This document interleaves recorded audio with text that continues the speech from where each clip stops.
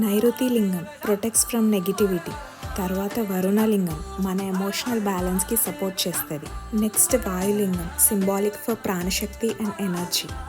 తర్వాత కుబేరలింగం మనందరికీ తెలుసు, it's a wealth. And last 8 Eesanyalingam spiritual and wisdom అని చెప్తారు.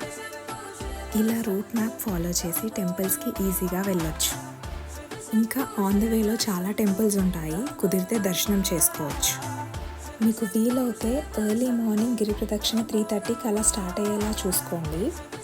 మార్నింగ్ మీకు డియర్స్ అండ్ పికాక్స్ కూడా కనిపిస్తాయి. నాకైతే nature beauty and divinity together అనిపించింది. అండ్ వన్ ఇంపార్టెంట్ ప్లేస్ మోక్ష మార్గం. ఇది డెఫినెట్లీ మిస్ అవ్వకుండా వెళ్ళండి. ఎస్పెషల్లీ ఈరోజు క్రౌడ్ ఎక్కువగా ఉంది.